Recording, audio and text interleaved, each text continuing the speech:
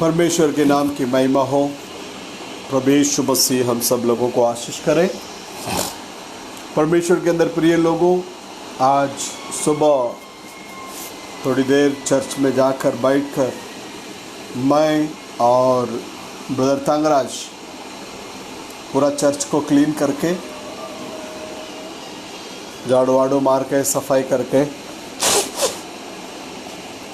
उसके बाद वहाँ अपने BLJC के सारे परिवार के लिए थोड़ी देर हम लोग प्रार्थना में समय व्यतीत किए।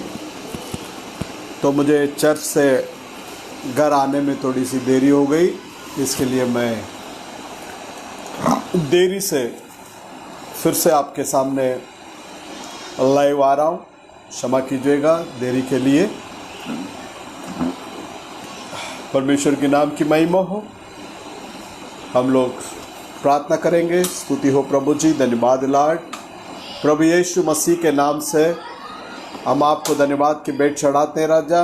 आज के दिन में, बीते हुए दिनों में आपने हम सब लोगों को अपनी आंखों की पुतली की मानिंद संभाल कर आज तेरे पवित्र कलीसिया एकत्रित होने के अवसर पर खुदा बाप आपने आपके सम्मुख में हमें लेकर आए। इसके लिए हम आपको लाखों लाख धन्यवाद की भेंट चढ़ाते हैं।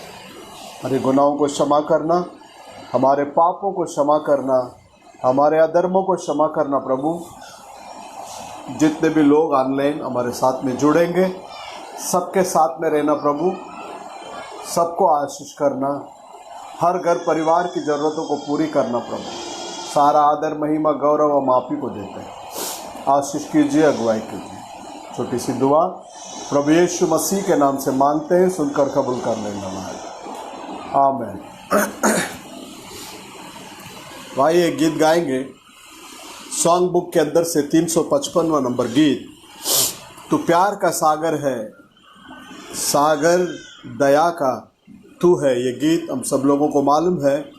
हम सब लोग मिलकर हम अपने परमेश्वर के नाम की महिमा करेंगे। मैं नालिशा शेट्टी, बाय विजय शेट्टी, बाय विश्वनाथ हमारे साथ में ऑनलाइन में जुड़े हैं। आप सबको प्रभु यीशु मसीह आशीष करें। आइए हम गीत गाएंगे। तू प्यार का सागर है, सागर दया का तू है। तेरे प्यार के सागर में हम तैरना चाहते हैं। इस गीत के जरिए हम अपने परमेश्वर के नाम की महिमा करेंगे। हे मान जीसस। तू प्यार का सागर, सागर दया का तू है। तू प्यार का सागर, सागर दया का तू है। तेरे प्यार के सागर में हम तैरना चाहते हैं। तेरे प्यार के सागर में हम तैरना चाहते हैं। तू प्यार का सागर, सागर दया का तू है। तू प्यार का सागर, सागर दया का तू है।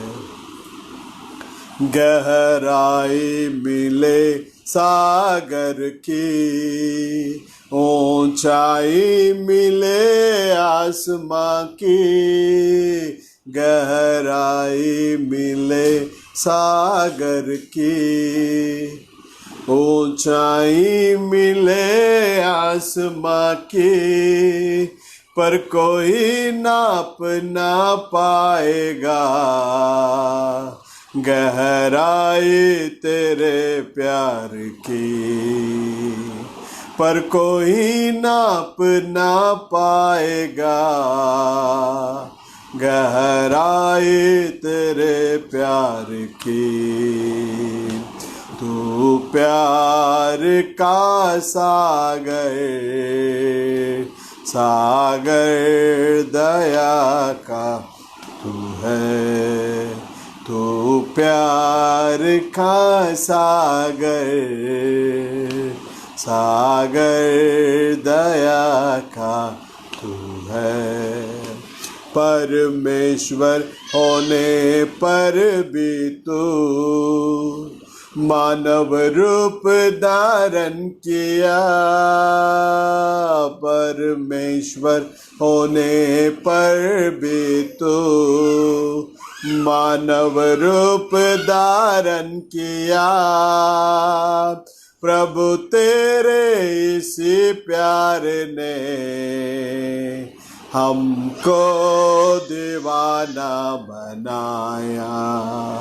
प्रभु तेरे इसी प्यार ने हमको दीवाना बनाया।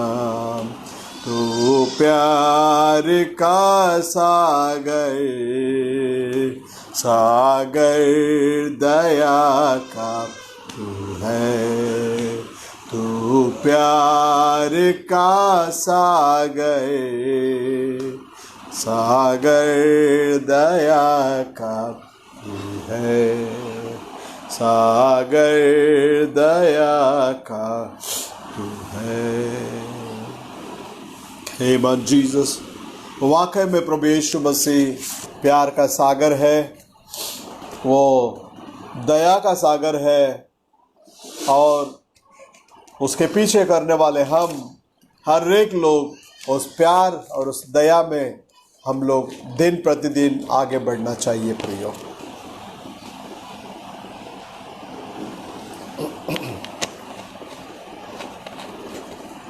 तो आइए सॉन्ग किताब के अंदर से और एक गीत गाएंगे। तेरे मार खाने से यीशु मैंने शिफा पाई है, तेरे खून बहाने से मिली मुझको रिहाई है करके जो गीत है, इस गीत के जरिए हम अपने परमेश्वर के नाम की महिमा करेंगे।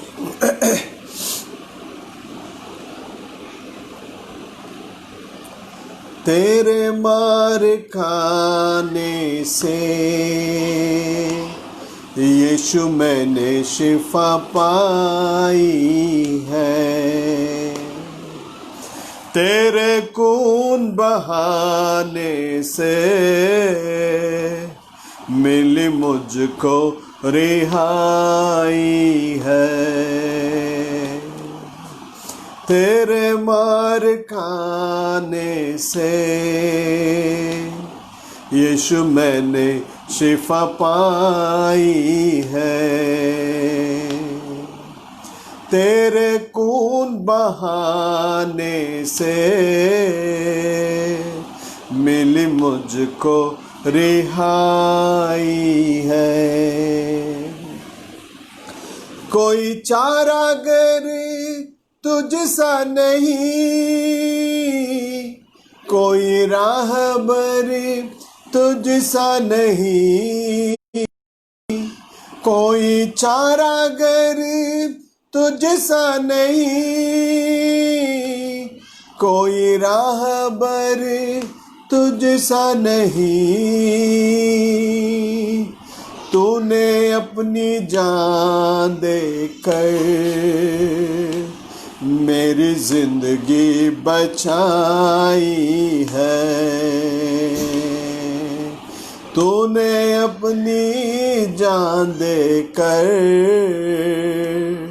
मेरी जिंदगी बचाई है। तेरे मार खाने से यीशु मैंने शिफा पाई है, तेरे खून बहाने से मिली मुझको रिहाई है। तूने वादा पूरा कर दिया है, तूने पाक रूह से भर दिया है। तूने वादा पूरा कर दिया है, तूने पाक रूह से भर दिया है। तूने मेरे कदमों को आसमानी राह दिखाई है। तूने मेरे कदमों को आसमानी राह दिखाई है। तेरे मार खाने से यीशु मैंने शिफा पाई है। तेरे खून बहाने से मिले मुझको रिहाई है। Thank you Jesus. परमेश्वर के नाम की महिमा हो। प्रभु परमेश्वर हम सब लोगों को बरकत दे। बीते हुए दिनों में हम सभी को प्रभु यीशु मसीह ने अपने आंखों के पुतले की मानिंद संभाला है और आज उनकी सम्मुख में हम लोग जुड़ने के लिए प्रभु ने सहायता की, मदद की। हम उस परमेश्वर को धन्यवाद की भेंट चढ़ाएंगे। प्रभु महान है प्रियो। बहुत सारे लोग आज के दिन को देखने के लिए चाहे लेकिन देख नहीं सके, इस दुनिया को छोड़कर चले गए। लेकिन प्रभु का बहुत बड़ा अनुग्रह हमारे साथ में होने के कारण हम लोगों को प्रभु परमेश्वर हमारे ऊपर दया किया है, हमारे ऊपर अनुग्रह किया है। तो इसलिए हम लोग उस प्रभु परमेश्वर को अपने तहे दिल से हम धन्यवाद की भेंट चढ़ाएंगे। प्रभु हमसे प्रेम करते हैं, प्रभु हमारे ऊपर अनुग्रह करते हैं। यदि उनके अनुग्रह ना होता तो आज हम लोग इस दुनिया में जीवित नहीं रह सकते। प्रभु की बहुत बड़ी कृपा है परमेश्वर के अंदर। प्रिय लोगों, हम जितने भी परमेश्वर को धन्यवाद देंगे उतना कमी है। आज सुबह 9 बजे के दरमियान मैं और ब्रदर थंगराज, हम दोनों भी लोग सुबह अपने प्रेयर हाउस में गए। प्रेयर हाउस में जाकर पूर्ण रीति से झाड़ू पोछा लगाकर और वहाँ हम दोनों जन बैठकर अपनी सारी कलीसिया के लोगों के लिए वहाँ प्रार्थना किए। और परमेश्वर के नाम की महिमा हो। परमेश्वर के अंदर प्रिय लोगों, परमेश्वर अपने भवन से जो कुछ भी प्रार्थना किए जाता है, उस प्रार्थना को केवल वो सुनते ही नहीं बल्कि सुनकर उत्तर देने वाला वो प्रभु परमेश्वर है। हाँ, परमेश्वर के अंदर प्रिय लोगों, हम लोग परमेश्वर के पाक कलाम के अंदर जाएंगे। पवित्र शास्त्र में से एफेसियन का किताब उसके पहले अध्याय में कुछ वचनों को आज हम लोग देखेंगे। पहला वचन मैं पढ़ता हूं। एफेसी करास पहला अध्याय 1 से 3।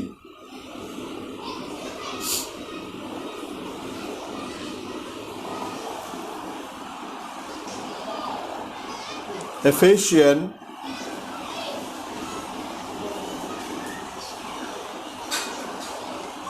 पहला अध्याय में पहला वचन मैं पढ़ता हूं। पौलुस की ओर से जो परमेश्वर की इच्छा से यीशु मसीह का प्रेरित है, उन पवित्र और मसीह यीशु में विश्वासी लोगों के नाम जो इफिसुस में है।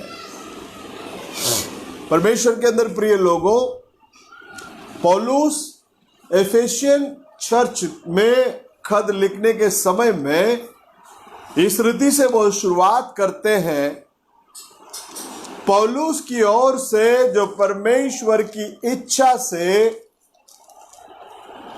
यीशु मसीह का प्रेरित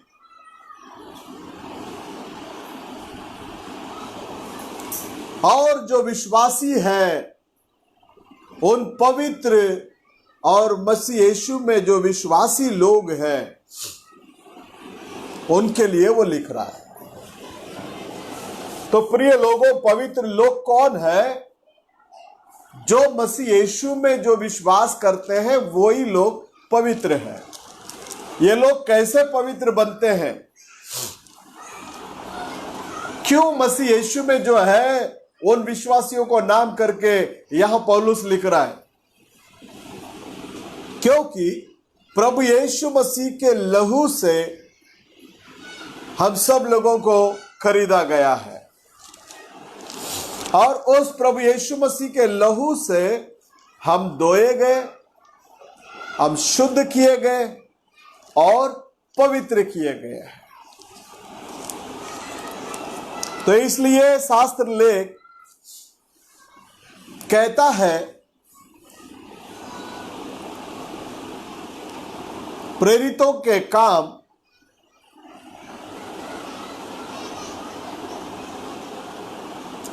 उसमें 20वां अध्याय में 28वां वचन,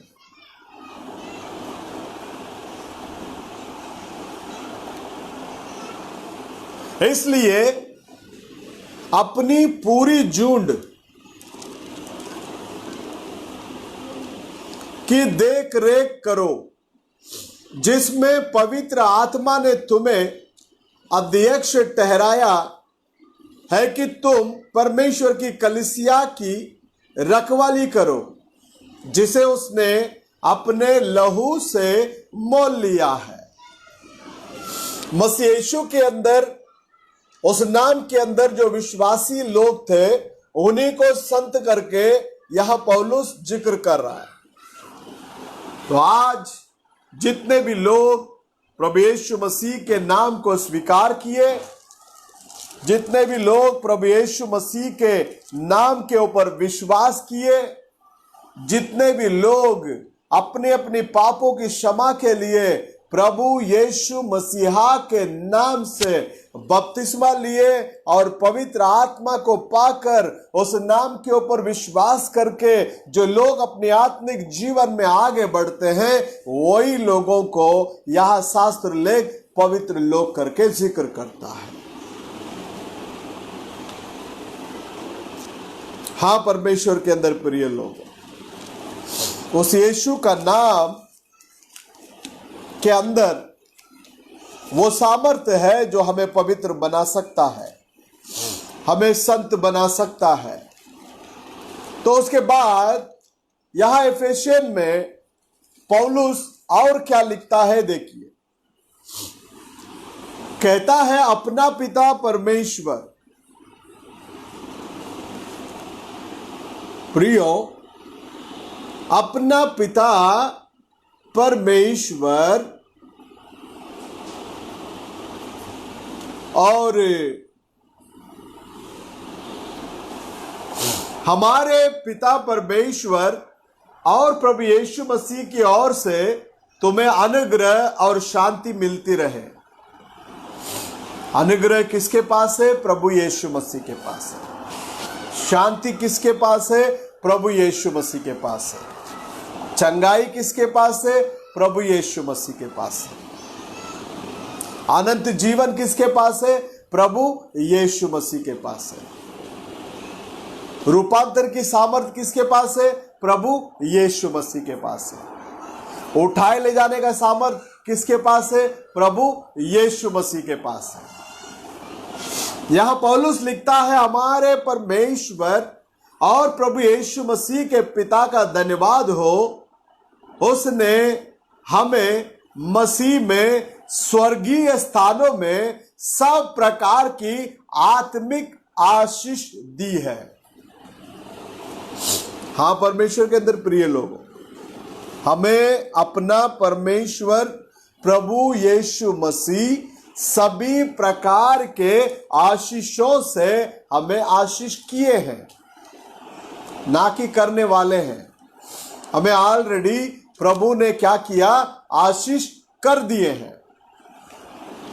उसी बात को यहां पौलुस जिक्र करता है एफेसियन 1:3 में, हमारे परमेश्वर और प्रभु यीशु मसीह के पिता का धन्यवाद हो कि उसने हमें मसीह में स्वर्गीय स्थानों में सब प्रकार की आत्मिक आशीष दी है।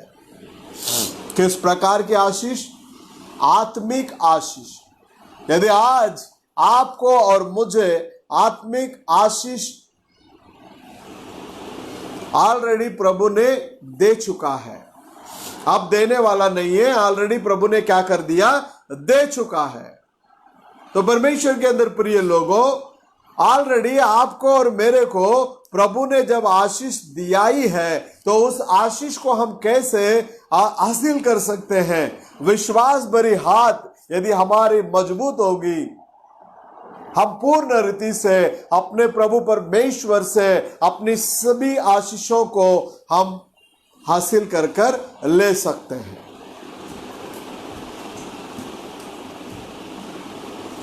स्वर्गीय स्थानों में सभी प्रकार के आत्मिक आशीषों से प्रभु ने क्या किया है? हमें भर दिया है। तो आज के दिन में हम लोगों को भी प्रभु परमेश्वर ने ऑलरेडी क्या कर दिया? आशीष कर दिए हैं। आज हमारे अंदर वो विश्वास होना चाहिए, प्रभु ने मुझे आशीष किया और वो आशीष मेरे हाथों तक पहुंचना चाहिए। मैं विश्वास के साथ मैं प्रभु के साथ में क्या करूंगा? चलूंगा। पहले परमेश्वर का राज्य और उसकी धार्मिकता को क्या करो? ढूंढो, उसके बाद में ये सब तुम्हें क्या किया जाएगा? दिया जाएगा करके परमेश्वर ने वादा किए हैं। इस वचन को लेकर नबी ने एक संदेश दिया, लेपालकपन। नबी कहता है इस शास्त्र को सिखाना बहुत ही भयानक बात है।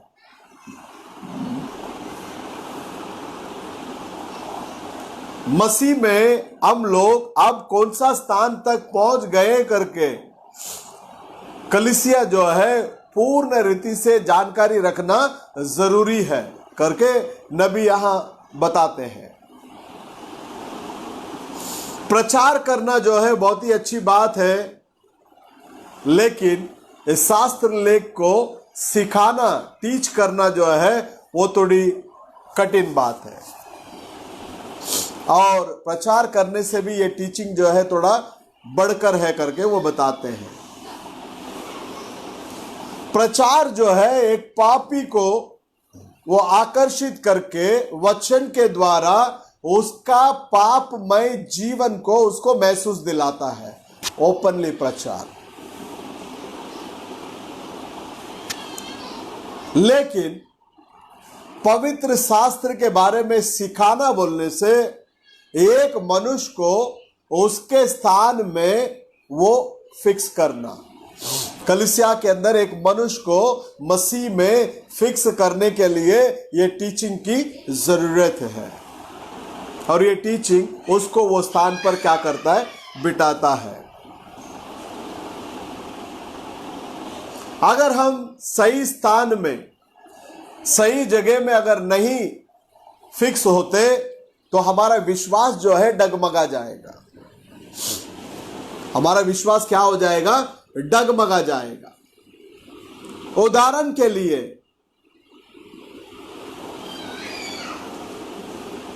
नबी कहता है कि यदि मुझे ये United state of America Russia में मुझे एक एम्बेसडर के तौर पर भेजता है करके रख लीजिए, वो लोग मुझे सारे अधिकार देकर मुझे क्या करते हैं, अगर बेचते हैं तो सारा अधिकार जो है मुझे सपोर्ट करेगा। अगर मैं एक दूसरे देश का एम्बेसडर अगर बन गया करके वो लोग अंगीकार करते हैं, स्वीकार करते हैं, तो नबी कहता है कि मैं जो कुछ भी कहता हूं इसका मतलब मेरा देश जो यूनाइटेड स्टेट ऑफ अमेरिका की तरफ से मैं अपने प्रस्ताव को क्या करता हूं, वहां रखता हूं। उसी रीति से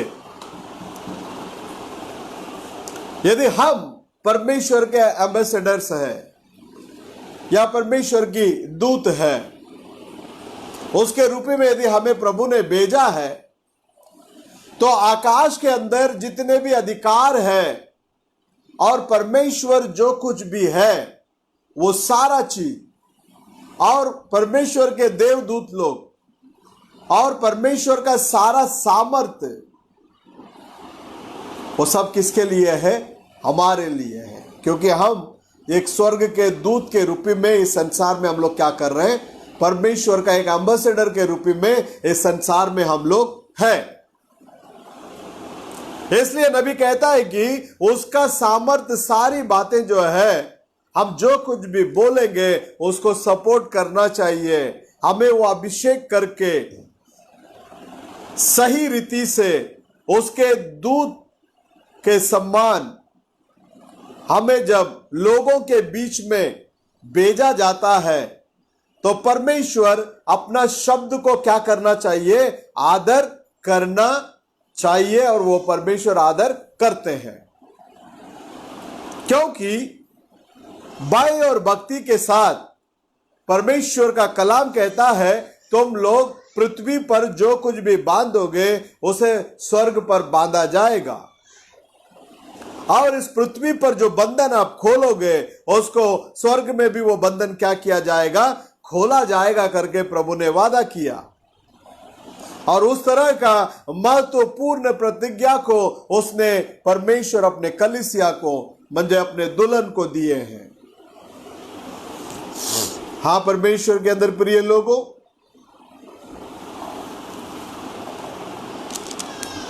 नबी स्वर्ग के बारे में जो दर्शन देखे थे उस दर्शन के बारे में वो विवरण कर रहा है। अगर कोई भाई, कोई बहन या परमेश्वर ने मुझे ये चीज बताया या कुछ मैंने देखा, परमेश्वर ने दिखाया करके मुझे जब बताते हैं, मैं उन लोगों के ऊपर डाउट करना नहीं चाहता, संदेह करना नहीं चाहता। अगर वो बातें शास्त्र लेख के साथ में अगर मेल नहीं खाता हो, अगर वो बातें शास्त्र लेख के साथ में मेल खाता है, तो मैं उस बात को क्या करूंगा? विश्वास करूंगा या भरोसा करने के लिए कोशिश करूंगा। और वो कहता है कि मैं केवल पवित्र शास्त्र में दृढ़ खड़ा रहकर, और अगर वो भाई कुछ गलत समझ लेता है या वो भाई कुछ गड़बड़ी में है, फिर भी मैं उस भाई को क्या करूंगा? प्रेम करूंगा।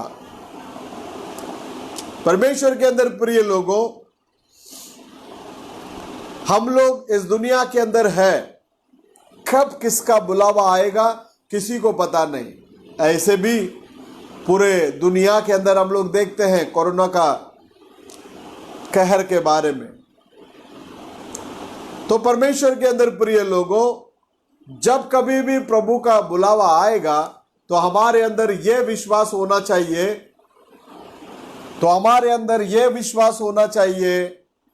तो हम लोग जो है हमेशा हमेशा जब भी बुलावा आएगा तो प्रभु के पास जाने के लिए तैयारी में हम लोग रहना चाहिए। क्योंकि परमेश्वर के अंदर प्रिय लोगों, जो देश के अंदर हम लोग जाने वाले हैं, उस देश में ना तो रोना है, ना तो छाती पीटना है, ना तो जलन है, ना तो ईर्ष्या है, ना तो झगड़ा है, ना तो लफड़ा है। वहां तो आनंद ही आनंद है। वहां पाप नहीं हो सकता, डाह नहीं हो सकता, बीमारी नहीं हो सकता। ये सारे चीज जो है स्वर्ग के किनारे भी पहुंच नहीं सकते करके नबी कहते हैं। तो परमेश्वर के अंदर प्रिय लोगों, वो कहता है कि पहला आकाश तक उठाए ले गया। शास्त्र में एक मनुष्य है जो वो तीसरा आकाश तक उठाए ले जाना गया, और नबी कहता है कि पहला आकाश ही इतना महिमा से भरा हुआ है, तो वो तीसरा आकाश कैसा होगा। इस कारण उस विषय में पौलुस 14 साल तक क्या नहीं कर सका, बात नहीं कर सका करके नबी कहता है। वो कहता है कि मैं शरीर में था या मैं शरीर के बाहर था, मुझे मालूम नहीं। अब नबी कहता है कि उस महान प्रेरित के साथ में मैं भी जुड़ जाता हूं और उसके कामों को मैं बांट लेना चाहता हूं, ना तो मैं उसके तुल्य है करके बताना चाहता हूं। उसी रीति से मैं यदि शरीर में था या शरीर के बाहर था, मुझे नहीं मालूम, लेकिन एक चीज मुझे मालूम है, आप लोगों को मैं जिस रीति से देखता हूं सफाई से, उसी रीति से वहां स्वर्ग का नजारा भी था करके नबी यहां वर्णन करता है। परमेश्वर के अंदर प्रिय लोगों, ये पृथ्वी का तंबू जब गिर जाता है, नाश हो जाता है, शास्त्र लेख हमें सिखाता है कि 2 कोरिन्थी का रास 5वां अध्याय 1 वचन में लिखता है, इस पृथ्वी का तंबू यदि गिर भी जाए या हमारा घर नाश भी हो जाए, परमेश्वर से बांधा गया, जो हाथ की क्रिया से नहीं, अनंत घर जो है स्वर्ग में हमारे लिए है करके हम जानते हैं। परमेश्वर के अंदर प्रिय लोगों, आप इस दुनिया के अंदर किस रीति का घर में है वो कोई मायने नहीं रखता। आप झोपड़पट्टी में रहो या चाल में रहो या बिल्डिंग में रहो या कोई भी बड़े बड़े हाईफाई सोसाइटी में रहो, उससे कोई मायने नहीं रखता। लेकिन हम सब के लिए बहुत ही महत्वपूर्ण घर जो है प्रभु परमेश्वर ने हमें ऊपर बनाया है, जो मनुष्य के हाथों से बनाया हुआ नहीं है। वो अनंत घर है। उस घर के बारे में शास्त्र ले कहता है, वो अनंत घर आपके लिए, मेरे लिए परमेश्वर स्वर्ग में बनाया है। हां परमेश्वर के अंदर प्रिय लोग, तो हम लोग देखते हैं कि मत्ती 17:3 में तब मूसा और एलिया उसके साथ में बातें कर रहे थे, उन लोगों को दिखने में आया। रूपांतर पहाड़ में जो सीन हुआ, उस सीन के बारे में यहां वचन दर्शाता है। यही बात को मरकुस में भी बोला गया 9:4 में, तब मूसा और एलिया यीशु के साथ में वो लोग बातचीत कर रहे थे, लोगों को दिखने में आया। वैसे ही मूसा और एलिया दोनों जन महिमा के साथ में दिखने में आए और उसके साथ में क्या किए, बातें किए करके यहां शास्त्र लेख में लिखा है। परमेश्वर के अंदर प्रिय लोगों, सैमुएल मर गया था। नबी कहता है कि लगभग 3 से 5 साल बीतने के बाद 1 सामुएल 28वां अध्याय में 12 और 13 को हम लोग देखेंगे। 1 सामुएल 28वां अध्याय 12 और 13 में शास्त्र लेख क्या लिखता है, देखिए। 1 सामुएल 28वां अध्याय 12 और 13वां वचन।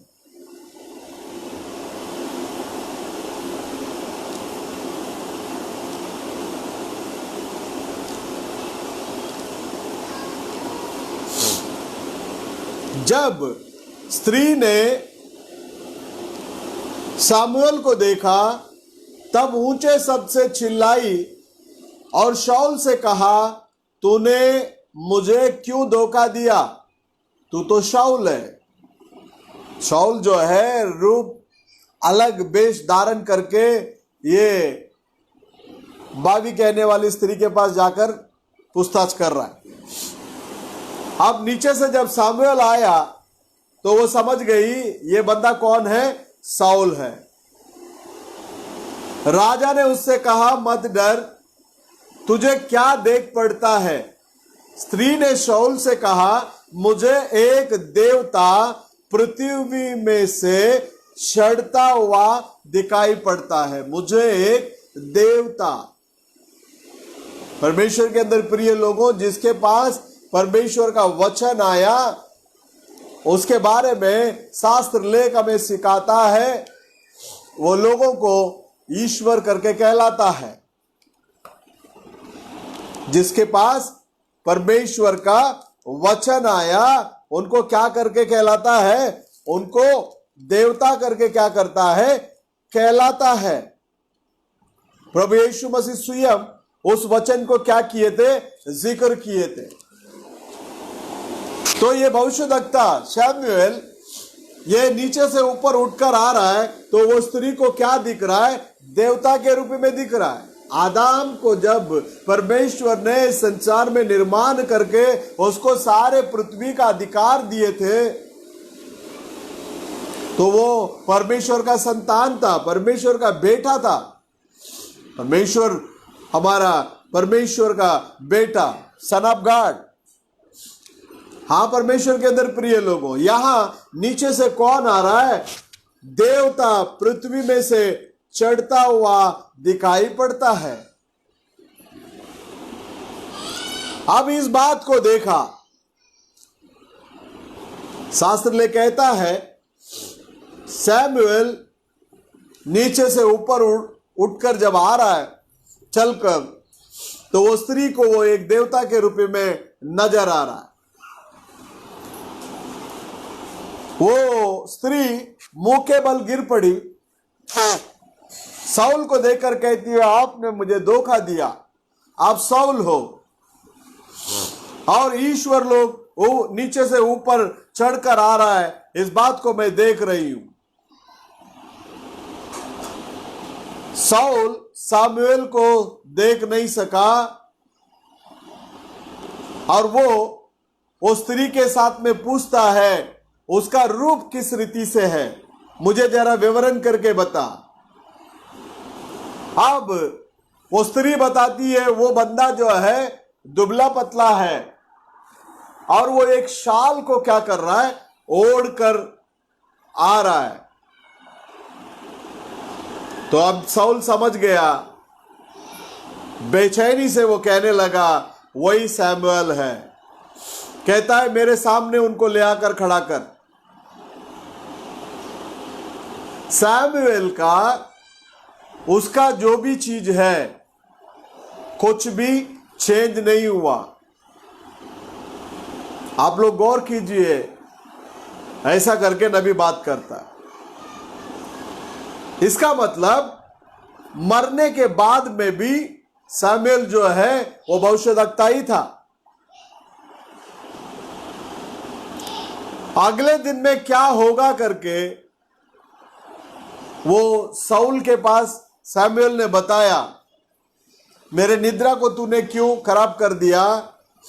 कल के दिन में तू और तेरा बेटा मेरे साथ में रहेंगे करके उसने जो है क्या किया था? भविष्यवाणी किया। मतलब मरने के बाद में भी भविष्यद्वक्ता के जरिए परमेश्वर वहां भविष्यवाणी करते हैं।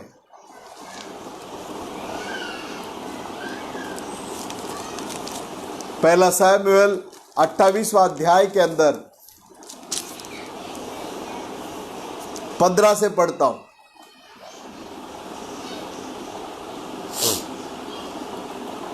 शमूएल ने शाऊल से पूछा, तूने मुझे ऊपर बुलवा कर क्यों सताया है? शाऊल ने कहा, मैं बड़े संकट में पड़ा हूं, क्योंकि फिलिस्ती मेरे साथ लड़ रहे हैं और परमेश्वर ने मुझे छोड़ दिया, और अब मुझे ना तो भविष्यद्वक्ताओं के द्वारा उत्तर देता है और ना सपनों के। इसलिए मैंने तुझे बुलाया कि तू मुझे जता दे कि मैं क्या करूं। शमूएल ने कहा, जब यहोवा तुझे छोड़कर तेरा शत्रु बन गया। परमेश्वर का कहना उल्लंघन करने के वजह से, परमेश्वर का कहना नहीं मानने के वजह से, परमेश्वर की आवाज को तोड़ने के वजह से परमेश्वर शाऊल को छोड़ दिया। आज आपका और मेरा क्या हालात है? क्या हम लोग परमेश्वर को पकड़े रहे, परमेश्वर के साथ चल रहे, या हम परमेश्वर को छोड़ दिए? परमेश्वर को ताबे रहो, किसी भी हालात में परमेश्वर को मत छोड़ो। शमूएल कहता है, जब परमेश्वर ने तुझे छोड़ दिया,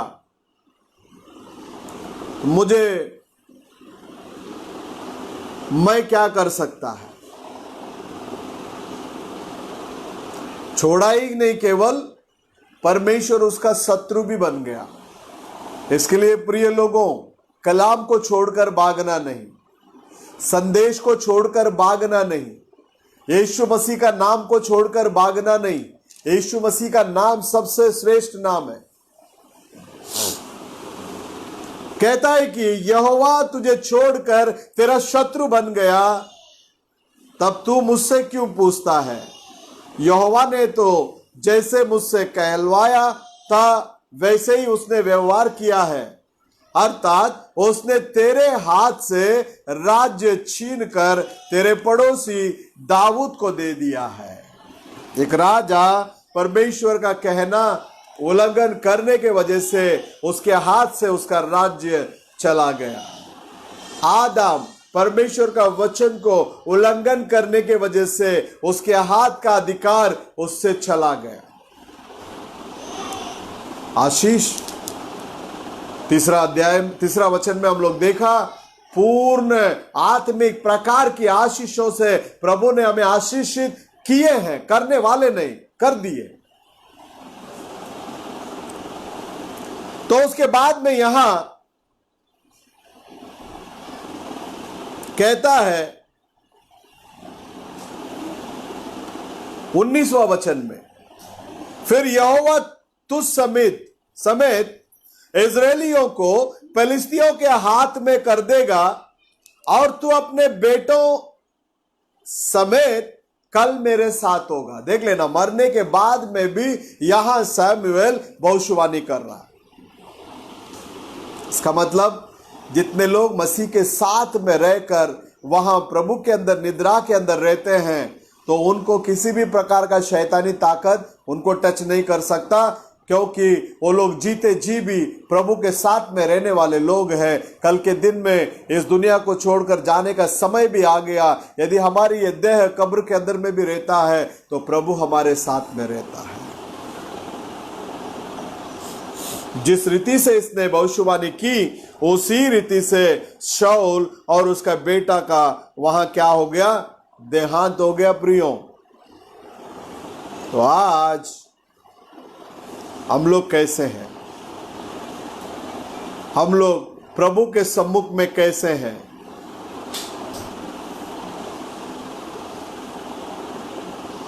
अब नबी कहता है कि हम लोग कब्रिस्तान में जाकर रोते हैं, विलाप करते हैं, लेकिन मरण हमारे गुनों में से किसको भी कम नहीं करता करके। तमिल में लिखता है, मरणम नमद तन्मय एदैयुम कुறைப்பதில்லை। मौत अपने गुनों के अंदर से किसी भी चीज को कम नहीं करता, और अपने रहने का स्थान जो है वो बदल जाता है। अपना रहने का स्थान क्या हो जाता है? बदल जाता है। यहां दुख, दर्द भरी बीमारी, सारी प्रकार की कोशिका से भरा हुआ इस दुनिया से हम लोग एक अनंत दुनिया के अंदर प्रवेश कर देते हैं।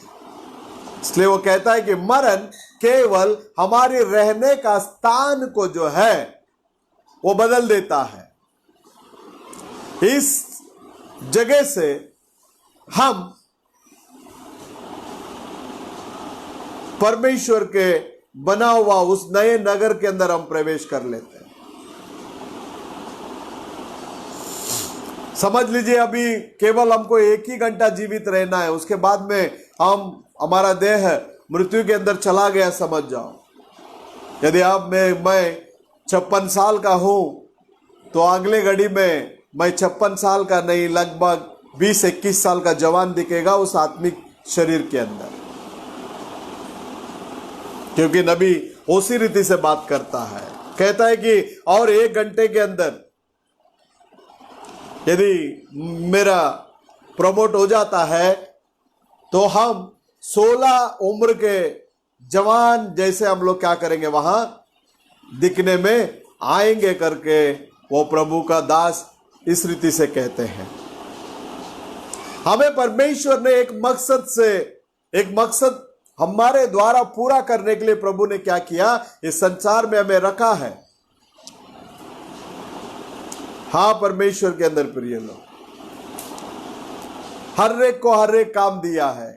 कोई बिजनेसमैन है तो कोई खेती में काम कर रहा है, कोई स्त्रियां घर परिवार को संभाल रही है। हर एक जन को प्रभु ने अपना अपना काम दिया, उस काम के अंदर उत्तम से रहिए तो परमेश्वर हम सबको क्या करेंगे, आशीष करेंगे, क्योंकि ऑलरेडी हम आशीष किए हुए लोग हैं। तो हम लोग मसीहत के अंदर अब भी हम लोग दूध पीने वाले बच्चे नहीं हैं। हम लोग अब जो है दिन प्रतिदिन बढ़ते आगे बढ़ना चाहिए, आगे बढ़ना चाहिए, पीछे की ओर बिल्कुल नहीं। ये अविनाशी, ये नाशवान शरीर जो है अविनाशी की ओर बढ़ना चाहिए, अविनाश को पहन लेना चाहिए।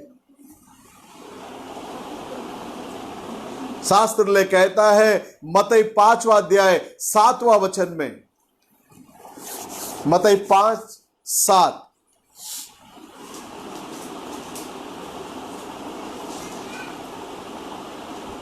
धन्य है वे हाँ, जो दयावंत है, धन्य है वे जो दयावंत है, क्योंकि आज दुनिया के अंदर दया माया की बात ही दिखने में नहीं आ रहा। शास्त्र ले कहता है धन्य है वे जो दयावंत है। हमारा खुदा, आपका खुदा प्रभु यीशु मसीह वो दयावंत है, तो हम उसके बच्चे, हमारे अंदर भी ये दया रहम दिखने में आना जरूरी है जी, क्योंकि उन पर दया की जाएगी। यदि हम लोगों के ऊपर दया करेंगे तो हमारे ऊपर प्रभु का दया बरकरार रहेगा और हमारे हर जरूरतों को प्रभु क्या करेगा, पूरा करेगा प्रियो। तो इस वचन के अनुसार नबी जो लेपालकपन का जो संदेश को दिया है उसमें वो कहता है कि ये एफेसियन का जो किताब है, जुना करार में यदि मैं मेल कराऊं तो ये जोशुआ के किताब के साथ में मेल होता है, टोटली एक दूसरे के साथ में मेल खाता है करके वो बताता है।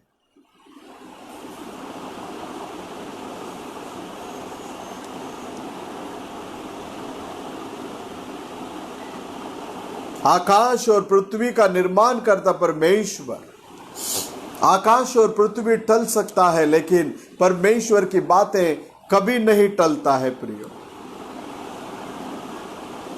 परमेश्वर ने अपने लहू से हम लोगों को मोल लिया है। हमारे एक जन अपने स्थान को पहचान कर उस स्थान के अंदर क्या होना चाहिए, फिक्स होकर प्रभु के आगमन में हम लोग जाने की तैयारी में लगा रहना बहुत ही जरूरी है। शास्त्र लेख के अंदर कोई भी अपनी खुद की व्याख्यान को बताना नहीं चाहिए करके नबी यहां बात करते हैं, क्योंकि परमेश्वर स्वयं अपना वचन का वो व्याख्यान करते हैं। परमेश्वर का उस आत्मा से, उस प्रेम से, उस भलाई से नए सिरे से हम लोग दिन प्रतिदिन बड़े हुए लोग होना चाहिए। हमेशा प्रभु के आत्मा में बने रहो, हमेशा प्रभु के प्रेम में बने रहो, तो जो कुछ भी अपने घर परिवार में कमी घटी होगा वो आपको इतना बड़ा करके नहीं दिखेगा। आप प्रभु के आत्मा में बने रहो, प्रभु के प्रेम में बने रहो। कुछ नहीं लाए हम लोग, ना कुछ लेकर जाने वाले हैं। जब हम ज्यादा कमाते थे उस समय में भी हम प्रभु को धन्यवाद देते। आज हमारे कमाई में कटौती हो गई, यदि हम कम कमाई कर रहे हैं कोई बात नहीं, प्रभु को धन्यवाद देते आगे बढ़ते जाओ। कभी भी आपका हाथ की कमाई को प्रभु आशीष करके आगे लेकर जा सकते हैं। इसके वजह से घर के अंदर ना तो कुड़कुड़ाना नहीं, पति पत्नी एक शरीर है। हम लोग हमेशा हमेशा प्रभु के प्रेम में, प्रभु के आत्मा में, प्रभु के भलाई से हमेशा नए सिरे से हम लोग बढ़कर आगे बढ़ना चाहिए। हो सकता है आज आपका पति कम कमाते होंगे, कल के दिन में प्रभु का हाथ जब उतर कर आएगा तो उस कमाई को प्रभु और आशीषित कर सकते हैं और बढ़ा सकते हैं। तो हम एक दूसरे के साथ में नाराज होकर या गुस्सा होने से अच्छा दोनों जन मिलकर हम प्रभु के सम्मुख में बैठकर उसकी आत्मा में बढ़कर, उसके प्रेम से बढ़कर प्रभु से प्रार्थना करेंगे, प्रभु जो कुछ भी कटौती हो रही है इसमें से बढ़ोतरी होने दे, तू आशीष कर। प्रभु मियाँ बीवी लड़ने के जगह में मियाँ बीवी दोनों भी मिलकर प्रार्थना यदि करेंगे, हम प्रभु से बहुत सारे आशीषों को प्राप्त कर सकते हैं, क्योंकि हम दाम देकर मोल लिए गए हैं। परमेश्वर की कलीसिया कुड़कुड़ाहट के अंदर नहीं, पाप के अंदर फंसना नहीं चाहिए, अविश्वास के अंदर फंसना नहीं चाहिए। हमेशा हमेशा परमेश्वर के वचन के ऊपर, परमेश्वर के ऊपर निर्भर होकर आगे बढ़ना चाहिए। मैं न्यूट्रिशन क्लब में जब जाता हूं, एक परिवार है वो जो न्यूट्रिशन क्लब चलाते हैं, वो अच्छा काम पे था बंदा, महीने में 60,000 पगार, नौकरी चली गई है कोरोना के मौसम पर, लेकिन वो ऐसे बात करते हैं प्रभु की मर्जी। 7 महीना का कंपनी ने पेमेंट भी नहीं दिया, मतलब 4,20,000 के दरमियान उनका पगार भी नहीं मिला। फिर भी वो बोलते हैं कि हम लोग मियाँ बीवी जो है अंडरस्टैंडिंग में रहकर प्रभु के चरणों में बैठे, प्रभु के चरणों में हम दुआ कर रहे हैं। अब हमें प्रभु ने ये क्लब खोलकर हमारी रोजी रोटी का गुजारा चालू किया है।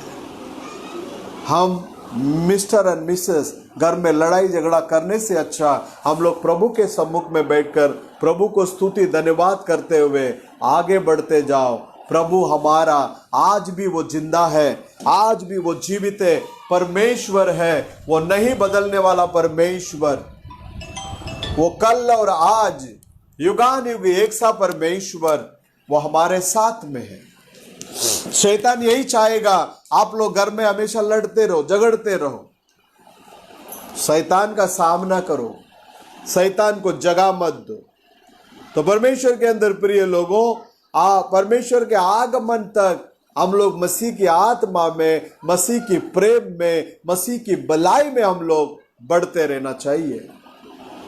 अब परसों के दिन इंडिया के जाना माना सिंगर एसपी बालासुब्रमण्यम जी जो गुजर गए, बहुत सारे मसीह गीत भी गाए उन्होंने तमिल में। अब बताइए कितने कमा कर रखे गए, कुछ साथ में लेकर गए, कुछ नहीं लेकर जाने वाले, ना तो कुछ लेकर आए ना कुछ लेकर जाएंगे। तो इसलिए घर परिवार में मसीह प्रेम, मसीह आत्मा, मसीह की भलाई से आप लोग क्या करो, बने रहो। अब देखिए एफेसियन का किताब जो नया करार के अंदर जो है वो जुना करार में उसको किधर लेकर जा रहा है, नबी जोशुआ के किताब में लेकर जा रहा है। और नबी कहता है कि ये नया करार का एफेसियन किताब जो है ये बहुत ही एक महत्वपूर्ण किताब है। इसको जो है कलीसिया को अपने स्थान पर वो फिक्स करता है। और इसे मैं जोशुआ के किताब के साथ में तुलना करता हूं, क्योंकि आप गौर करेंगे इज़राइल के लोग मिस्र देश के अंदर से बाहर आए और उनकी यात्रा 3 स्टेज में उनका यात्रा शुरुआत हुई, 3 टप्पा। पहला टप्पा जो है वो लोग मिस्र देश के अंदर से बाहर आए। दूसरा टप्पा जो है वे लोग जंगल में यात्रा किए। और तीसरा टप्पा जो है वो लोग कानान के अंदर प्रवेश हो गए। प्रियो, आज हम लोग भी मिस्र जो है ये दुनिया है, इस दुनिया के अंदर से हम लोग क्या हो गए, बाहर आ गए। और बाहर आने के बाद एक मसीहत की जिंदगी जो है एक जंगल में यात्रा करने के समान है, प्रभु के साथ में चलना। उसके बाद में जैसे वे लोग कानान के अंदर प्रवेश हो गए थे, उसी रीति से आज हम लोग भी उस स्वर्गीय कानान के अंदर प्रवेश करने वाले लोग हैं।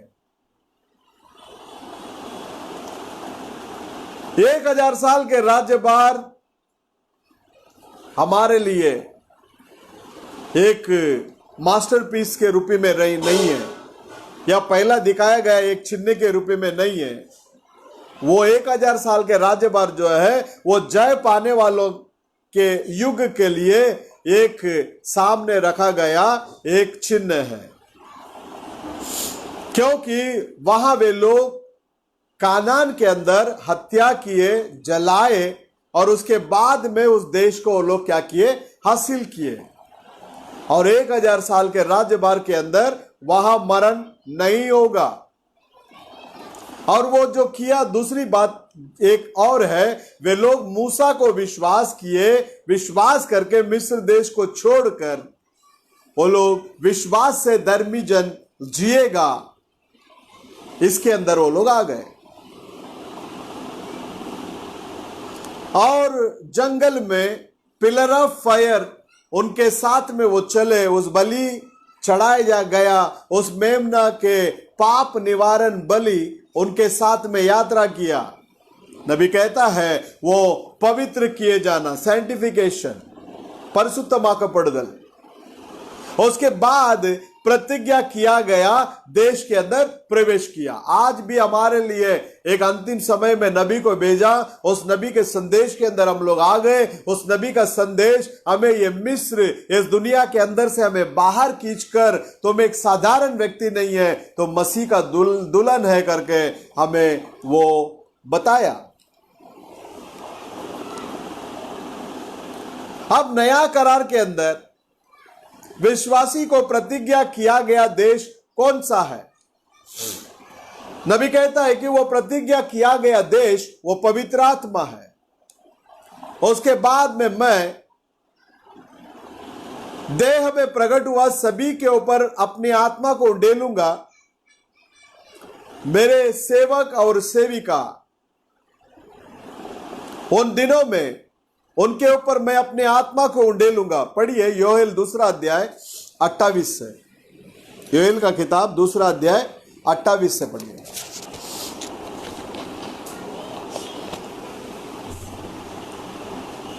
उन बातों के बाद मैं सब प्राणियों पर अपना आत्मा उंडेलूंगा। सब प्राणियों पर मैं अपना आत्मा को क्या करूंगा? उंडेलूंगा। तुम्हारे बेटे बेटियां भविष्यवाणी करेंगे और तुम्हारे पुरनिये स्वप्न देखेंगे और तुम्हारे जवान दर्शन देखेंगे। दास और दासियों पर भी उन दिनों में अपना आत्मा उंडेलूंगा। उन दिनों में अपने आत्मा को मैं क्या करूंगा? उंडेलूंगा। तो परमेश्वर के अंदर प्रिय लोगों,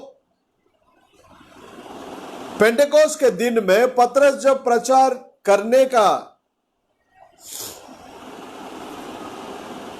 जो शीर्षक था उन्होंने जब प्रार्थना किए, समाप्त हो गया, उसके बाद में वो कहता है तुम लोग मन फिराओ, हर एक जन पापों की क्षमा के लिए प्रभु यीशु मसीह के नाम से बपतिस्मा ले लो करके।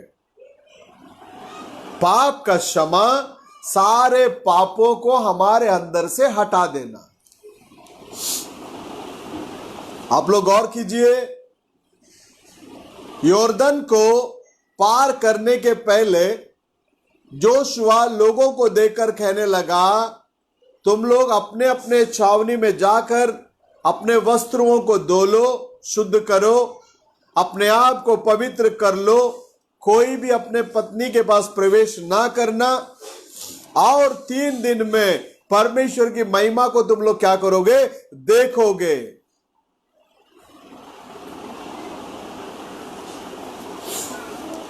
खुदा बाप इस वचन को आशीष करे। और 3 दिन में तुम लोग परमेश्वर की महिमा को क्या करोगे, देखोगे। प्रतिज्ञा को हासिल करने के लिए अपने आप को तैयार करना। इजरायलियों को दिया गया उस प्रतिज्ञा क्या है? परमेश्वर अब्राहम को बोला, इस पैलेस्तीना देश को मैं तुम्हें दूंगा करके उसने प्रतिज्ञा किया था, और वो हमेशा हमेशा उनका हक बन गया, उनके लिए वो स्वतंत्र बन गया, क्योंकि वे लोग हमेशा हमेशा उस देश के अंदर रहना अवश्य है। लेकिन उस प्रतिज्ञा किया गया देश को पाने के पहले, वहां पहुंचने के पहले, वो पूर्ण रीति से नया करार के साथ में जुड़ता है। उसे देखिए, इजराइल के लोग यात्रा में 3 हिस्से में, 3 टप्पे में वो लोग क्या किए, वो लोग यात्रा किए। वैसे ही हम प्रभु यीशु मसीह को विश्वास करके, विश्वास के द्वारा धर्मी किए जाने के बाद मिस्र देश को हम लोग धिक्कार करके बाहर आते हैं। उसके बाद उसने जो लहू हमारे लिए बहाया, उस लहू के द्वारा जो हम परदेशी थे, हम लोग अजनबी थे, हमारे लिए एक प्रतिज्ञा दिया गया था, और उस आने वाले देश को ही हम ढूंढ कर हम लोग क्या कर रहे हैं, आगे हम लोग अपना यात्रा को कंटिन्यू कर रहे हैं। जारी है, यात्रा जारी है। जो जंगल में इजरायलियों को भी वैसा ही था, वे लोग भी अजनबी के रूप में, परदेशी के रूप में वो लोग क्या कर रहे थे, घूम रहे थे।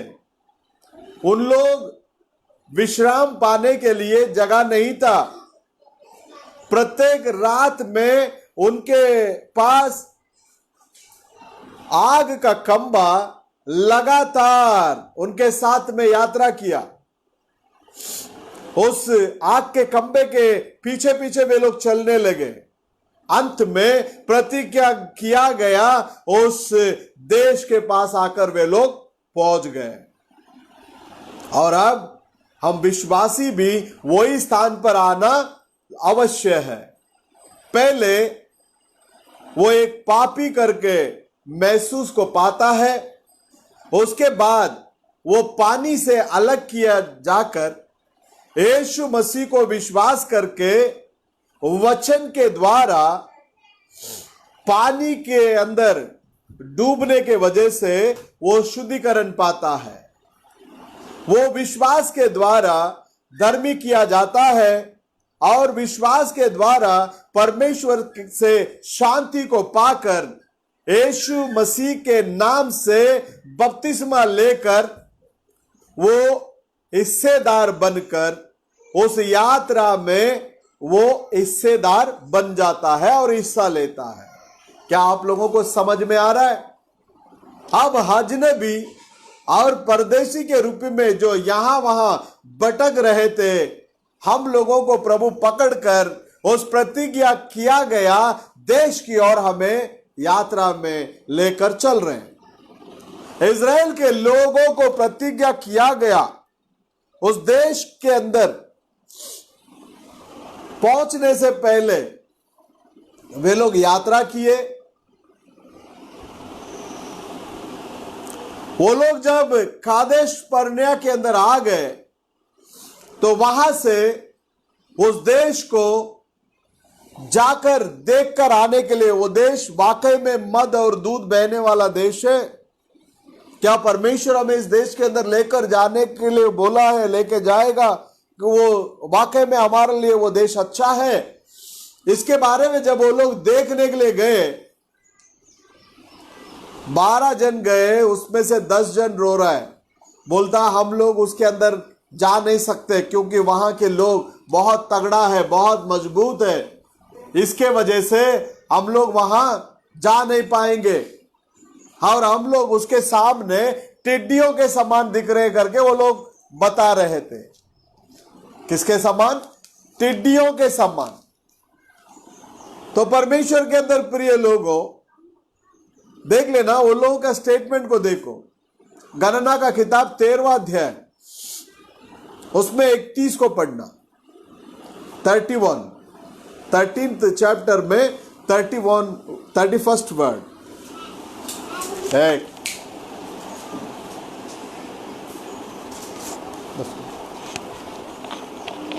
पर जो पुरुष उसके संग गए थे उन्होंने कहा उन लोगों पर चढ़ने की शक्ति हमें नहीं है। देख लेना, उनके साथ में जो लोग गए थे वो लोग बोलता है उनके ऊपर चढ़ाई करने का शक्ति हमारे पास नहीं है। क्योंकि वे हमसे बलवान हैं। वे हमसे बलवान है। लेकिन जोशुआ और खालेब का स्टेटमेंट अलग था। 30वां वचन को पढ़ना। पर खालेब ने मूसा के सामने प्रजा के लोगों को चुप कराने के विचार से कहा, हम अभी चढ़ के उस देश को क्या कर सकते हैं? हम अपना कर ले, क्योंकि हम में ऐसा करने की शक्ति है। निसंदेह हम में ऐसा करने की क्या है? शक्ति है। 10 लोग जो है उस देश के अंदर रहने वालों को देखा और ये 2 लोग जो है उस देश के अंदर रहने वालों को नहीं देखा। ये 2 लोग परमेश्वर की प्रतिज्ञा को देखा और परमेश्वर की प्रतिज्ञा हाँ और आमीन में है। परमेश्वर एक बार कहता है तो उसको पूरा करता है। और ये दोनों जन उस प्रतिज्ञा को देखकर ये लोग बोले नहीं, कुछ भी बात नहीं है, हम लोग उसको क्या कर लेंगे? हासिल कर लेंगे। देख लेना 23वां वचन को पढ़ना। उसमें फिर हमने वहां नफीलों को अर्थात नफीली जाति वाले अनाकवंशियों को देखा और हम अपनी दृष्टि में उनके सामने चिज्जे के समान दिखाई। 23 जब वे एशकोल नामक नाले तक गए और वहां से एक डाली दाखों के गुच्छे समेत तोड़ ली। द्राख का गुच्छों समेत क्या कर लिया? तोड़ लिया। और दो मनुष्य उठा कर लेकर आ रहा है, लकड़ी पे डालकर खंदे पे। आज कोई दाग का गुच्छा ऐसा दिख रहा है कि जो उठाने लायक? देख लेना, इन लोगों का नजर जो है प्रभु के प्रतिज्ञा के ऊपर था।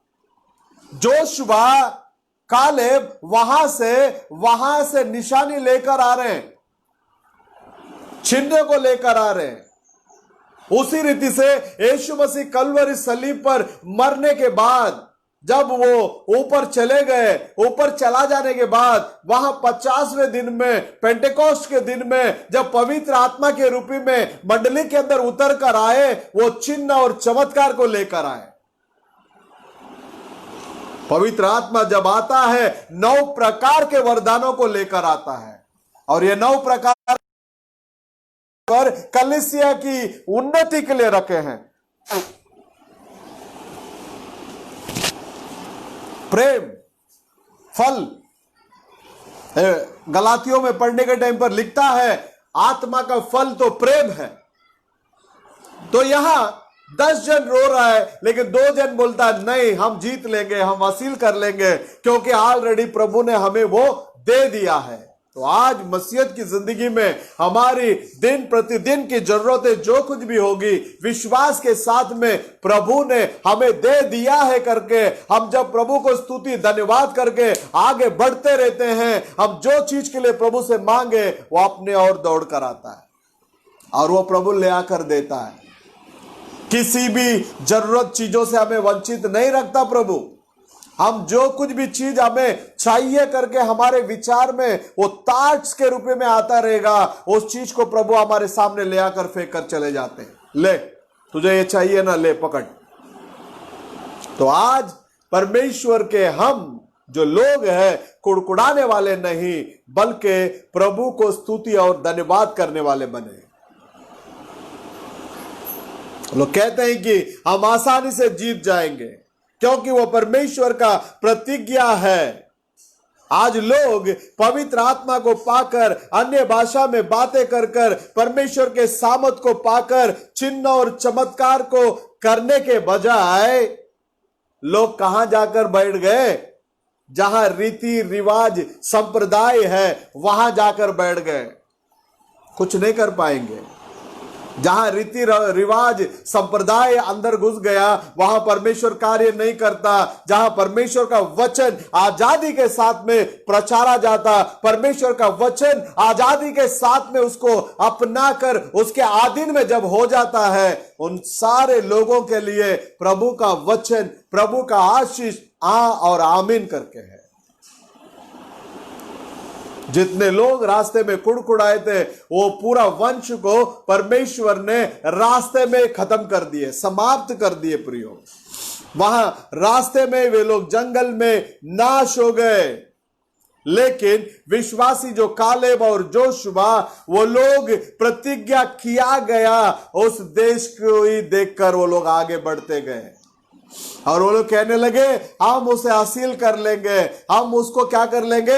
हासिल कर लेंगे करके उस शब्द के ऊपर वो लोग विश्राम पा रहे थे। इसलिए आज धर्मी किए जाना, पवित्र किए जाना, यहां तक कि सीमित होकर हम लोग रुकना नहीं चाहिए। हम पवित्र आत्मा के अभिषेक के अंदर प्रवेश करना जरूरी है। हम बपतिस्मा प्रभु यीशु मसीह को विश्वास करके वहां उतने में ही सीमित रुकना नहीं चाहिए। हम हमारे पापमय जीवन के अंदर से बाहर आना चाहिए क्योंकि उसने हमें शुद्ध किया है और हमें अपना स्थान को जो पवित्र आत्मा के अभिषेक किए जाना, इस प्रतिज्ञा के द्वारा प्रभु का उस देश के अंदर हमको क्या करना है? हम प्रवेश करना है। पेंटेकोस्ट के दिन में पतरस ने बोला ये प्रतिज्ञा तुम्हारे लिए और तुम्हारे बच्चों के लिए और अपना परमेश्वर जिनको बुलाने वाला है, जो दूर दूर में रहते हैं उनके लिए। ये दूर दूर करके जो पतरस जो बात किया ना, आपके बारे में, मेरे बारे में बात किया, हम अन्य जाति के बारे में बात किया। हम पहले बहुत दूर थे लेकिन अब हम दूर नहीं, अब हम मसीह के अंदर हैं। जब मसीह का आत्मा के अंदर हम आ जाते हैं, मसीह के देह के अंदर हम आ जाते हैं प्रियो। इसलिए एफेसियन पहला जो पत्री जो है, पहला अध्याय में जो इसको हम जोशुआ के किताब के साथ में मेल कराते हैं। जोशुआ जब देश को स्वतंत्र कर लिया, उसके बाद में वो लोगों को अपना अपना स्थान को जो है बांट कर देता है। इब्राहिम के लिए ये जगह, मनासे के लिए ये जगह और बेन्यामीन के लिए ये जगह करके वो अपने देश को क्या करता है? बांट कर देता है। वैसे ही हिब्रानियों के जो माँ लोग थे, वे लोग अपने अपने बच्चों को पैदा करने के समय में वो लोग जो जो नाम रखे थे उस नाम के अनुसार ये प्रतिज्ञा किया गया देश के अंदर उनको जो है जोशुआ यहां फिट कर रहा है। जो मां के जरिए वहां प्रभु कार्य किया, वही प्रभु यहां जोशुआ के द्वारा क्या कर रहा है? कार्य कर रहा है। हे मन, परमेश्वर की महिमा हो। परमेश्वर आप सब लोगों को आशीष करे, बरकत दे। हर एक मां अपने उस डिलीवरी के समय में इब्राहिम करके बुलाई तो उसका पैर जिधर लगना चाहिए उसका स्थान को उसका मां पहले से ही क्या कर दिया, निर्णय कर लिया करके नबी कहते हैं। इसके बारे में जोशुआ को कोई जानकारी नहीं था, लेकिन प्रतिज्ञा किया गया देश के पास जब चले गए थे तो पवित्र आत्मा की अगुवाई से अब जोशुआ एक एक व्यक्ति को एक एक उस देश के अंदर स्थान को क्या कर रहा है, बांट रहा है, डिवाइड कर रहा है। मतलब परमेश्वर उनके जन्म के समय में उनको जो कुछ भी प्रतिज्ञा किए थे उसको उसने दिया करके यहां नबी जिक्र करते हैं। अब कलीसिया के अंदर, कलीसिया जचकी के पीड़ा के समय में कुछ लोगों को परमेश्वर कलीसिया में नियुक्त किए। कुछ समय में वो बहुत ही सामर्थ्य से भरा हुआ रहता है। कलीसिया बाहरी दुनिया के क्लेश के कारण जब तकलीफ के अंदर जाता है, कलीसिया प्रभु यीशु मसीह के ऊपर विश्वास करके पवित्र आत्मा के विषय में जो प्रतिज्ञा किया गया पेंटेकोस्ट के दिन में, जितने सच्चाई से वो पवित्र आत्मा लोगों के ऊपर उतर कर आया था, उतना ही सच्चाई से आज भी वो प्रभु का कलीसिया के अंदर वो पवित्र आत्मा कार्य करता है। अब हम परमेश्वर के राज्य में जब पैदा होते हैं, पवित्र आत्मा कलीसिया के अंदर कुछ लोगों को प्रेरितों के रूप में, कुछ लोगों को भविष्यद्वक्ता के रूप में, कुछ लोगों को शिक्षक के रूप में, कुछ लोगों को पास्टर के रूप में और कुछ लोगों को स्वार्थाकार के रूप में वहां प्रभु ठहराता है। कलीसिया के अंदर अन्य भाषा से बात करने का वरदान को भी देता है और उसी भाषा को अर्थ बताने का ज्ञान को भी प्रभु क्या करता है, वहां देता है। चंगाई करने का वरदान को भी वहां देता है और चमत्कार करने का वरदान को भी प्रभु कलीसिया को देता है, कलीसिया की उन्नति के लिए। आज भी प्रभु का सामर्थ्य जीवित है, आज भी प्रभु का सामर्थ्य में कमी नहीं हुआ। आपका और मेरा विश्वास यदि 100% प्रभु के ऊपर बराबर होगा, प्रेरितों के दिनों में जो काम हुआ वही काम आज भी अपने कलीसिया में हो सकता है। जीसस, प्रभु आज भी वो हमारे साथ में है। आज कलीसिया कहां है? कलीसिया के अंदर एक व्यक्ति दूसरा व्यक्ति का जब स्थान को लेने के लिए जाता है, कोशिश करता है, ऐसा मत करो क्योंकि उसमें गड़बड़ी उत्पन्न होता है। आप मनासे का गोत्र का है तो इब्राहिम के जमीन के ऊपर उसको हासिल करने के लिए कोशिश मत करो करके बोलता है। उसमें आप बीज ना बोइएगा तो अच्छा है। आपको मसीह जो स्थान को निभाने के लिए दिए हैं उसमें आप जब आते हैं, आपको प्रभु आशीष करते हैं। कलीसिया में किसी को अन्य भाषा में बात करने का वरदान देता है। हम सभी लोग अन्य भाषा बात करना चाहिए करके बहुत सारे जगह में लोग टीच करते हैं, वो गलत है। मैं जब नया नया मसीहत के अंदर आया, लोगों के घरों में मैसेज का सीडी मतलब कैसेट्स, उस जमाने में वो रील वाला कैसेट था, उसको ले जाकर देता था।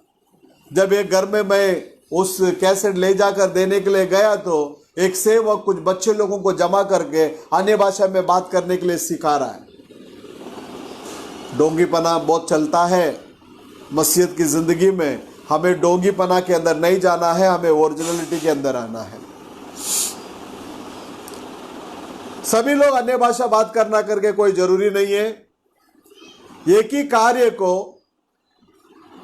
सभी लोग उस समय में किया नहीं है, हर एक को अलग अलग काम दिया है। हर एक जमीन पवित्र आत्मा के अगुवाई से वहां बांटा गया। हर एक व्यक्ति वहां रहना जरूरी है। जिधर जिधर रहना करके प्रभु ने पहले से नियुक्त करके रखा, वहां वहां उनको जमीन दिया गया है। हां परमेश्वर के अंदर प्रिय लोगों, आप लोग अंदर आने के बाद झगड़ा या समस्या कुछ भी नहीं है, ऐसा अर्थ नहीं है। आप लोग जो जो स्थान पर खड़े हैं, एक एक गज के लिए भी, एक गज जमीन के लिए भी आपको क्या करना पड़ेगा? युद्ध करना पड़ेगा। इसलिए कानान जो है स्वर्ग के लिए वो मास्टरपीस नहीं है या चिन्ह नहीं है,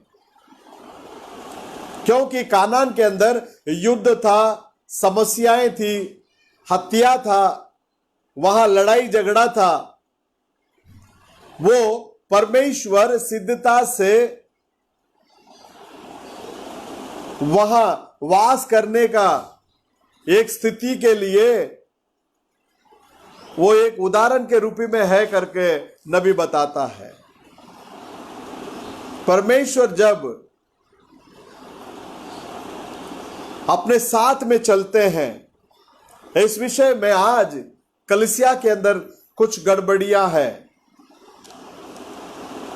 नबी कहता है आपका जो जीवन चलने का जो तौर तरीका है, ये दूसरे लोग चंगाई पाने के लिए या उद्धार पाने के लिए रुकावट का कारण बन सकता है। यह आप लोगों को मालूम है। जो विश्वास करने वाले हम, जो पाप को अभी तक अंगीकार करके हम नहीं छोड़ते हैं, अभी तक प्रभु के पास जो अंगीकार नहीं किए हैं, इस तरह का पाप बहुत सारे लोगों का उद्धार के लिए रुकावट बन सकता है। बहुत सारे लोगों का चंगाई पाने के लिए भी वो रुकावट क्या कर सकता है? बन सकता है। इसलिए हम मसीह लोग दिन प्रतिदिन हमारे पापों को कबूल करके उसको छोड़कर हम आगे पापमय जीवन के अंदर टिकने वाले नहीं, पवित्रता के अंदर आगे बढ़ने वाले होना चाहिए। जोशुआ चलकर गया, वहां एक देश के अंदर वो पहुंचा, परमेश्वर ने वहां एक प्रतिज्ञा दी थी। थोड़ा सोच कर देखिए, वे लोग लड़ाई वहां युद्ध करने के समय में एक भी व्यक्ति को खोया नहीं था और ना तो किसी को मार लगा। नबी कहता कोई डॉक्टर नहीं, कोई तुम्हारा सिस्टर्स नहीं, कोई फर्स्ट एड बॉक्स नहीं, कोई एम्बुलेंस नहीं, वहां लड़ाई लड़ते जा रहा है, किसी भी प्रकार का हार नहीं, सब लोग जय पाकर आगे जा रहा है, एक भी व्यक्ति मरा नहीं। लेकिन वहां जोशुआ का किताब 7वां अध्याय 1, 5 और 21वां वचन को पढ़ना। 7 में 1, 5 और 21। परंतु इस्राएलियों ने अर्पण की वस्तु के विषय में, इस्राएलियों ने अर्पण किए हुए वस्तुओं के विषय में विश्वासघात किया। जहां विश्वासघात होता है वहां स्पिरिचुअली मार गिरता है प्रियो। हाँ जी, अर्थात यहूदा गोत्र का हाँ जो में से कुछ ले लिया अर्पण, इस कारण यहोवा का कोप इस्राएलियों पर भड़क उठा। देख लेना, एक व्यक्ति गलत कर रहा है, क्रोध पूरा इजरायली के ऊपर भड़क उठा। ऐसे ही कलीसिया के अंदर विश्वास करने वाले हम जब विश्वासघात करते हैं, उस समय में पूरे कलीसिया के ऊपर प्रभु का क्रोध भड़क उठता है प्रियो। एक आहान विश्वासघात करने के वजह से वहां 16 लोग मारा जा रहा है। कितना लोग मारा जा रहा है? 16 लोग। अब 16 लोग मारा जाने के बाद जोशुआ बोला कुछ तो गड़बड़ है, अभी तक तो हम लोग हारे नहीं थे, हमारे बीच में किसी को मार नहीं लगा, अब अचानक 16 लोग कैसे क्या मर गया? जब बाद में पता चला आहान नामक का व्यक्ति ये विश्वासघात करने के वजह से कलीसिया को मार गिरा प्रियो। तो आज के दिन में भी हम लोग हमेशा हमेशा प्रभु के सम्मुख में हमने अपने गलतियों को छुपाने वाले ना बने, अपने गलतियों को अंगीकार करके छोड़ दे और प्रभु के साथ साथ हम चलेंगे तो हमारे जीवन में भी हम हमेशा हमेशा प्रभु के अंदर जयवंत एक जीवन जी सकते हैं। नबी कहता है उस निर्दोष लोग क्यों मर गए? एक मनुष्य रास्ता से भटक जाने के वजह से, एक मनुष्य, आज भी कलीसिया के अंदर एक व्यक्ति इस मार्ग से भटकने से बहुत सारे असर आ जाती है। नबी कहता है कि आप समझ लीजिए कलीसिया को मैं क्यों ये टीच कर रहा हूं। इसका मतलब कलीसिया में आने वाले प्रत्येक व्यक्ति किस में आना चाहिए? सिद्धता के अंदर आना चाहिए। आया राम गया राम नहीं बनना है। आया सुना चला गया, बाद में बाहरी जिंदगी में हम कैसे भी जीवन व्यतीत कर रहे हैं, ऐसे नहीं। हम आते हैं, जो सुनते हैं उसके अनुसार चलने वाले बने। देख लेना, कलीसिया परमेश्वर के वचन के साथ, परमेश्वर के साथ, हर एक के साथ, कलीसिया के अंदर एक भाईचारे की प्रीति होना चाहिए, कलीसिया के अंदर एक मसीह की प्रेम होना चाहिए। हर एक के साथ, मसीह के साथ, वचन के साथ हम लोग सीधाई से, बाई के साथ, भक्ति के साथ चलना जरूरी है। एक मनुष्य शाल को चोरी कर ली और वो जो नहीं करना था उसी काम को किया तो 17 जन को वहां कलीसिया खोना पड़ा। जोशुआ उन लोगों को बुलाया, कहीं तो भी गलती हो गई, परमेश्वर ने प्रतिज्ञा किया यहां हमारे बीच में कहीं तो भी गलती है। हाँ प्रियो, इसके लिए शास्त्र ले कहता है पवित्र उपवास का दिन को ठहराओ, हर एक जन अपने अपने पापों को प्रभु के सम्मुख में क्या करो? कबूल करो। कलीसिया दिन प्रतिदिन पवित्रता के अंदर आगे बढ़ना जरूरी है। तो हमारे लिए एक प्रतिज्ञा किया गया देश है। आप और मैं परमेश्वर का बेटा और बेटियां हैं। आप हर एक जन अपने आप को परखिए, देखिए आपके अंदर कहां यह आहान छुप कर बैठा है, कहां ये पाप छुप कर बैठा है। उस सारी चीजों को बाहर करवा दीजिए तो प्रभु आज भी आपके साथ में रहकर आपको चला सकता है। कितना भी मरी जाने दो कलीसिया के अंदर, कितना भी बड़ा बीमारी से पीड़ित होने दो, अगर अविश्वास वहां नहीं है, वहां विश्वास है। हम सारे भाई बहन पास्टर के कलीसिया पूरा विश्वास के अंदर भरा हुआ है तो हर कोई बीमारी को प्रभु चंगा करने के लिए आज भी सामर्थ्य है। तो जोशुआ ने तुरंत कॉल किया, कहीं तो भी गलती हुई है, उस गलत को फाइंड आउट करो और गलत को कलीसिया से क्या करो? हटा दो, ताकि वापस प्रभु हमारे साथ में रहकर कार्य कर सके। जब आहान को पकड़ा गया, आहान को जो दंड देना था वो दंड देने के बाद में परमेश्वर के अंदर प्रिय लोगों, वापस वे लोग लड़ाई के अंदर किसी को भी खोया नहीं, वो लोग जीत हासिल किए। नबी कहता है एक बार उसको युद्ध करने के समय में उसको ज्यादा रोशनी की जरूरत थी, उजाले की जरूरत थी। सूरज डूबना नहीं चाहिए क्योंकि रात के समय में उसका सोल्जर लोग बराबर युद्ध नहीं कर सकते। तो उस महत्वपूर्ण योद्धा जोशुआ, परमेश्वर का अभिषेक को पाया हुआ व्यक्ति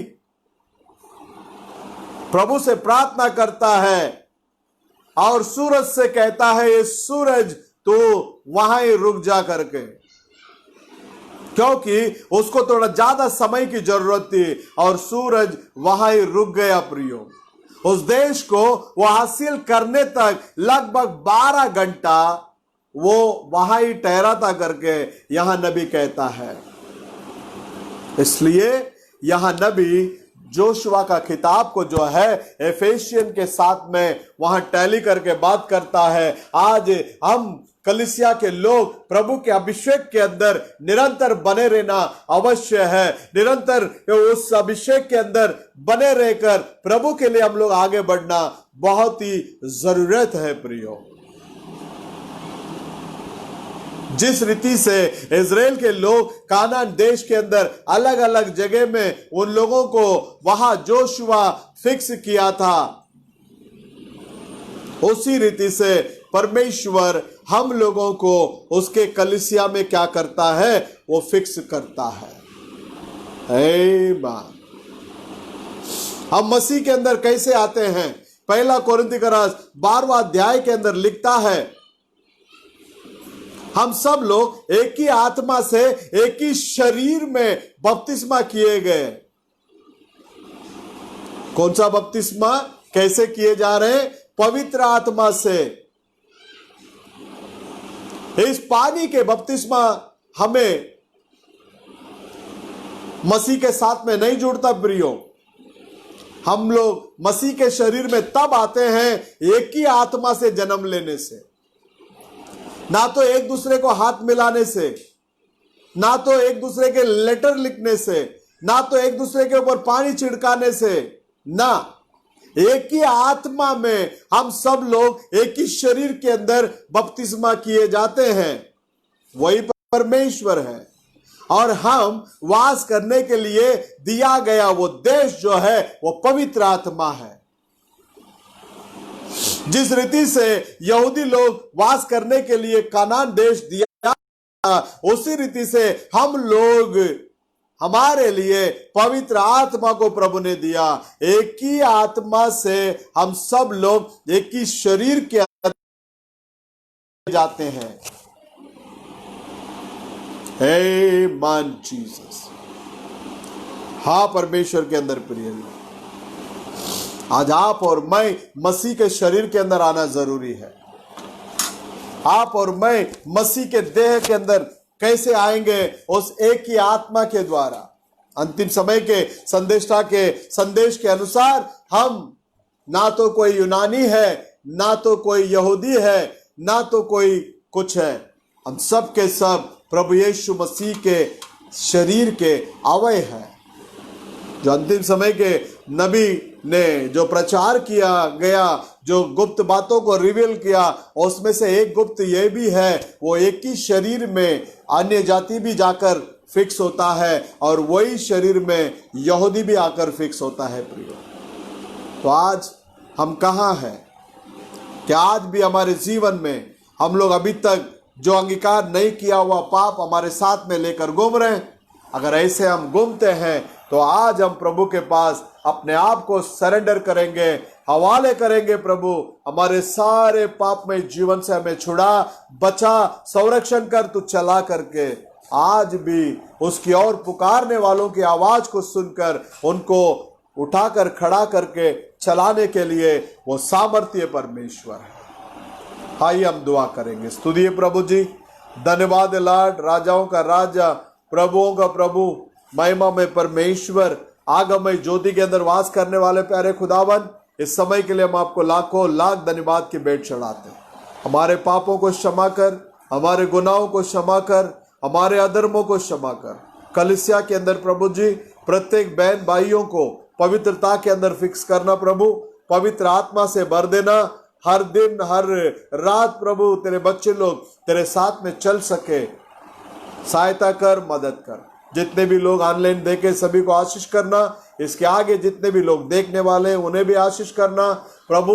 इतने दुख तकलीफ संकट के समय में भी आपके बच्चे लोग जो दान और दशमांश के जरिए जो मदद करते हैं प्रभु, उन सभी को आशीष करना प्रभु। और जितने लोगों को काम नहीं है, जो लोग हाथों की कमाई को खोकर बैठे हैं, उन सबको परमेश्वर आशीष करके काम मिलके प्रभु, हालेलुया हालेलुया, अपने हाथों की कमाई को परमेश्वर वो लोग हासिल करने के लिए सहायता करना, मदद करना।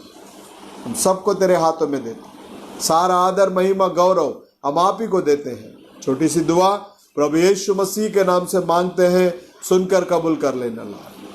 प्रभु यीशु मसीह का प्रेम, उनका अनुग्रह और उनके आशीष उनके आगमन तक हम सब लोगों के साथ में बने रहे। आमीन। सब लोगों को जय मसीह की।